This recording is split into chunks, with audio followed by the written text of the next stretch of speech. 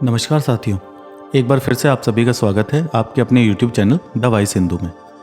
पिछली वीडियो में मैंने आपको महर्षि विश्वामित्र जी की वंशावली, उनके जन्म की पूरी कहानी, उनकी महर्षि वशिष्ठ से होने वाली भेंट तथा वशिष्ठ मुनि और विश्वामित्र जी के बीच होने वाले घमासान युद्ध के बारे में बताया था। यदि आपने वह वीडियो ना देखा हो तो मैं आपसे प्रार्थना करूँगा कि उस वीडियो को भी अवश्य देखें।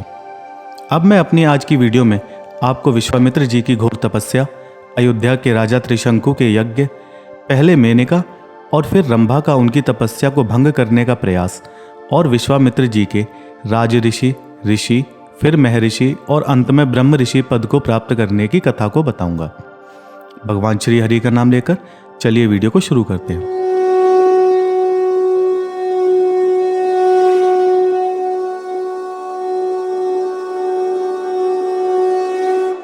महर्षि वशिष्ठ से हारने के बाद विश्वामित्र अपनी पराजय को मन में रखकर संतप्त होने लगे।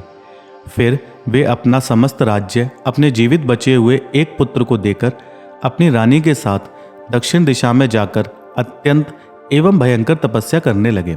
वहां वे मन को वश में रखकर फल मूल का आहार करते और उत्तम तपस्या में लगे रहते थे।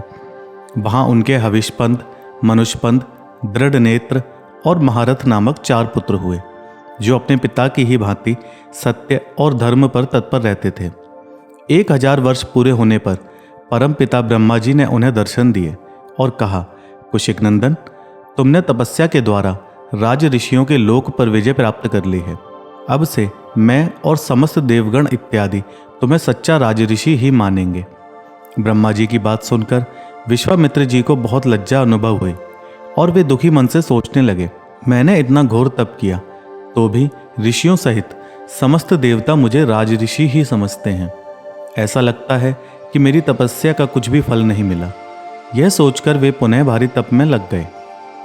इसी समय इक्ष्वाकु वंशी सत्यवादी और जितेंद्रिय राजा त्रिशंकु अयोध्या पर राज करते थे।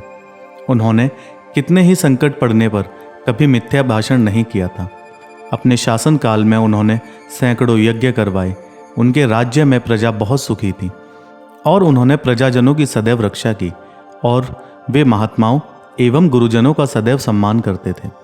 एक बार उनके मन में विचार आया कि मैं कोई ऐसा यज्ञ करूं जिससे मैं सशरीर स्वर्गलोक को जा पहुंचूं। तब उन्होंने अपने कुलगुरु महर्षि वशिष्ठ को बुलाकर उनसे अपने मन की बात कही। महर्षि वशिष्ठ ने उनसे कहा कि ऐसा होना तो असंभव है। जब महर्षि वशिष्ठ ने मना कर दिया तो वे दक्षिण दिशा में वशिष्ठ जी के पुत्रों के पास चले गए। वे सभी ऋषि कुमार वहां दीर्घकाल से तपस्या में लगे हुए थे।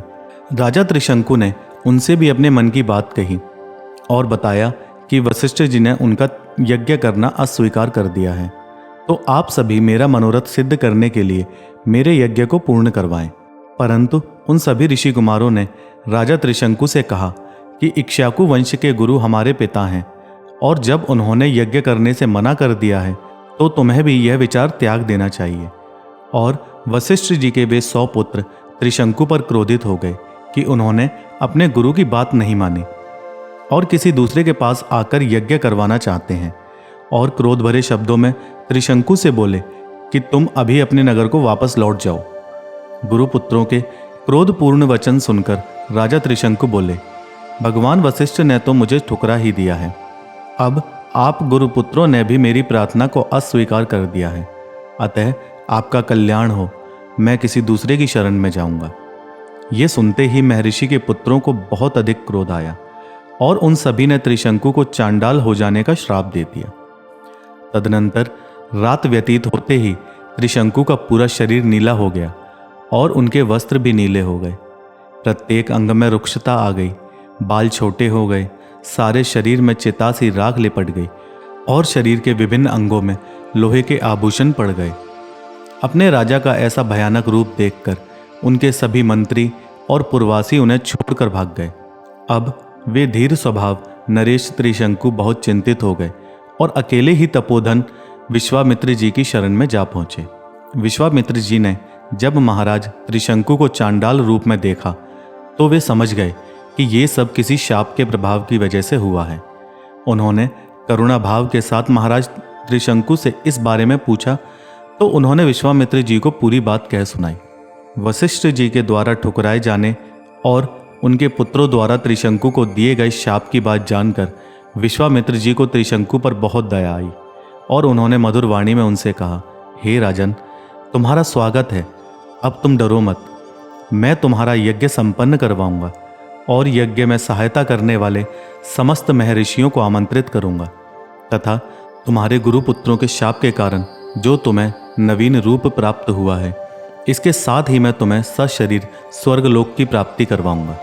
यह कहकर विश्वामित्र जी ने अपने सभी पुत्रों को यज्ञ की सामग्री जुटाने में लगा दिया और अपने समस्त शिष्यों को बुलाकर कहा, तुम लोग मेरी आज्ञा से समस्त ऋषि मुनियों को, जिनमें वशिष्ठ पुत्र भी शामिल हैं, उन सबको उनके शिष्यों और उनके ऋत्विजों सहित आमंत्रण दो। और जिन्हें मेरा संदेश दिया गया हो अथवा कोई दूसरा व्यक्ति इस यज्ञ के विषय में कोई अवहेलनापूर्ण बात करे तो तुम लोग मुझे वह बात पूरी पूरी बताना। उनकी आज्ञा पाकर उनके शिष्य चारों दिशाओं में गए। फिर तो सभी देशों से ब्रह्मवादी मुनि आने लगे। विश्वामित्र जी की सभी शिष्य भी लौट आए और जिसने उस यज्ञ के विषय में जो जो कहा था उन्हें सच सच विश्वामित्र जी को बता दिया। वे बोले, आपका आदेश या संदेश सुनकर केवल महोदय नामक ऋषि तथा वशिष्ठ पुत्रों को छोड़कर सभी महर्षि यहाँ आने के लिए प्रस्थान कर चुके हैं। वशिष्ठ जी के जो 100 पुत्र हैं, उन सब ने क्रोध भरी वाणी में कहा है कि जो व्यक्ति चांडाल है और जिसका यज्ञ करने वाला आचार्य क्षत्रिय है, उनके यज्ञ का भविष्य कोई भी महात्मा या देवऋषि कैसे ग्रहण कर सकता है। एक चांडाल के यहाँ का भोजन करके विश्वामित्र द्वारा पालित ब्राह्मण कभी स्वर्ग को नहीं जा सकेंगे। यह बातें सुनकर विश्वामित्र जी को बहुत क्रोध आया और शाप देते हुए बोले, मैं उग्र तपस्या में लगा हुआ हूँ और दोष तथा दुर्भावना से रहित हूँ, तो भी जो मुझ पर दोषारोपण करते हैं वे सभी दुरात्मा भस्मीभूत हो जाएंगे और 700 जन्मों तक चांडाल जाति में जन्म ग्रहण करें। यह कहकर विश्वामित्र जी चुप हो गए। फिर वे सभी महर्षियों से बोले, मुनिवरों, ये इक्ष्वाकु वंश में उत्पन्न राजा त्रिशंकु हैं। ये विख्यात नरेश बड़े धर्मात्मा और दानी रहे हैं। ये इस समय मेरी शरण में आए हैं और ये इस शरीर के साथ ही देवलोक जाना चाहते हैं। अतः मैं अब ऐसे यज्ञ का अनुष्ठान करने जा रहा हूँ जिससे इनका मनोरथ सिद्ध हो सके। सभी मुनियों ने आपस में विचार करके सर्वसम्मति से यज्ञ को प्रारंभ करने के लिए आज्ञा दे दी और सभी मुनियों ने अपने अपने कार्य प्रारंभ कर दिए। महातेजस्वी विश्वामित्र जी स्वयं उस यज्ञ में याजक हुए और अनेकों मंत्रवेत्ता ब्राह्मण उनके ऋत्विज बने, जिन्होंने कल्पशास्त्र के अनुसार विधि और मंत्रोच्चारण पूर्वक सारे कार्य संपन्न किए। बहुत समय तक यत्नपूर्वक मंत्र पाठ करके विश्वामित्र जी ने अपना अपना भाग ग्रहण करने के लिए संपूर्ण देवताओं का आवाहन किया, परंतु कोई भी देवता वहां भाग ग्रहण करने नहीं आया। इससे महामुनि विश्वामित्र जी को बड़ा क्रोध आया और उन्होंने त्रिशंकु से कहा, हे नरेश, अब तुम मेरे द्वारा उपार्जित तपस्या का बल देखो।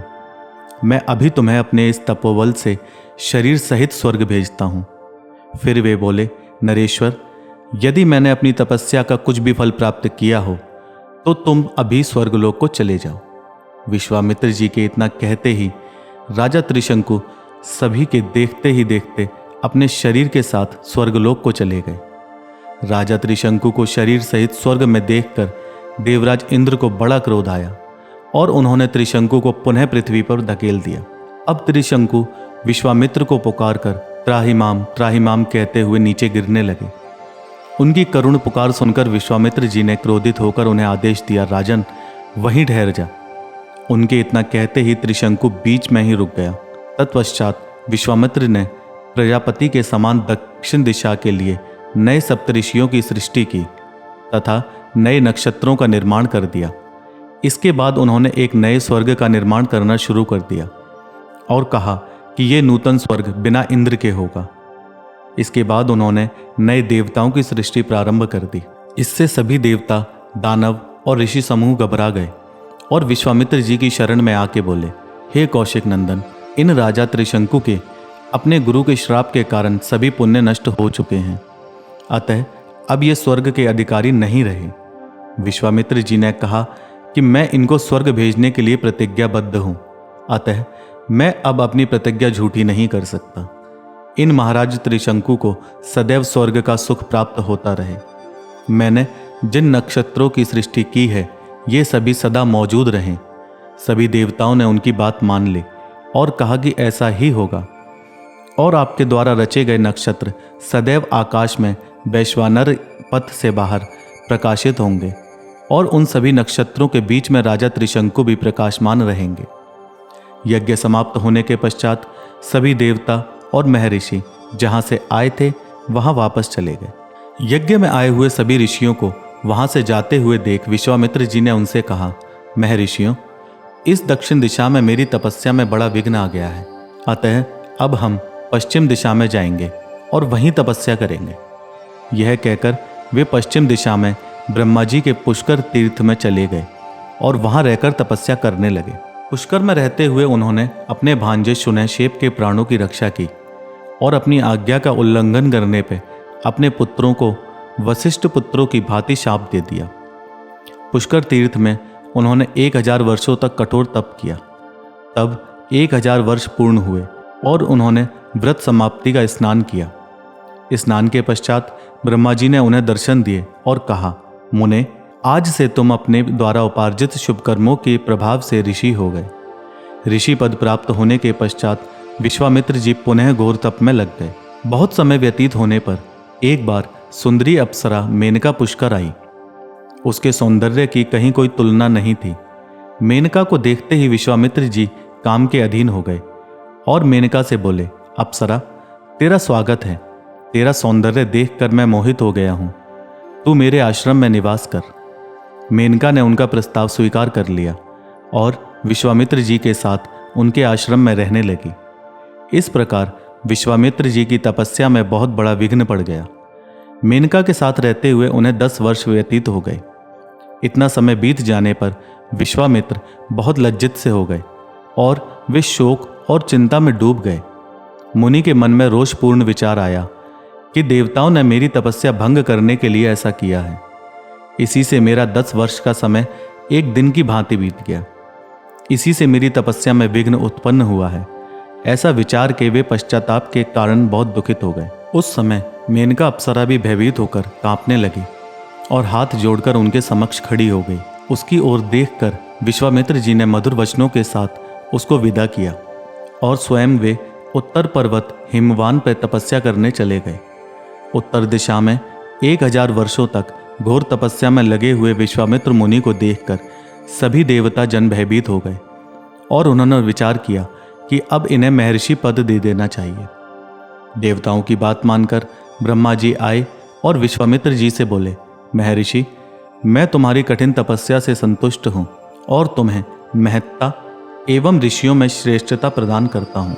तब विश्वामित्र जी ने उनसे अपने लिए ब्रह्म ऋषि पद की प्राप्ति के लिए इच्छा प्रकट की, परंतु ब्रह्मा जी ने कहा कि अभी तुम जितेंद्रिय नहीं हुए हो, अतः तुम्हें अभी इसके लिए और प्रयत्न करने होंगे। यह कहकर ब्रह्मा जी अंतर्धान हो गए। ब्रह्मा जी के जाने के बाद महर्षि विश्वामित्र जी ने पुनः घोर तपस्या प्रारंभ कर दी। वे दोनों भुजाएं ऊपर उठाकर बिना आधार के खड़े होकर और भोजन एवं जल का त्याग करके केवल वायु के सहारे रहकर तप में संलग्न हो गए। गर्मी के दिनों में अग्नि के समीप, वर्षा काल में खुले आकाश के नीचे और जाड़े के समय दिन रात जल में खड़े रहते थे। इस प्रकार उन्होंने तप में लगकर 1000 वर्ष व्यतीत किए। विश्वामित्र जी को इस प्रकार तपस्या करते देख देवराज इंद्र और बाकी देवता घबरा गए। देवराज ने इस बार रंभा अप्सरा को बुलाया और कहा, रंभे, देवताओं पर एक भारी संकट आ गया है, इसे तुम्हें ही दूर करना है। तुम विश्वामित्र जी को लुभाओ और उनकी तपस्या को भंग करो। तब रंभा ने हाथ जोड़कर देवराज से कहा, विश्वामित्र जी का क्रोध बहुत भयंकर है, वे मुझ पे उस क्रोध का प्रयोग अवश्य करेंगे।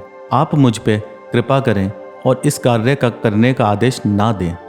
देवराज इंद्र ने रंभा को बहुत प्रकार से समझाया और उसे आश्वासन दिया कि कामदेव और स्वयं देवराज भी वहां उसकी सहायता के लिए रहेंगे।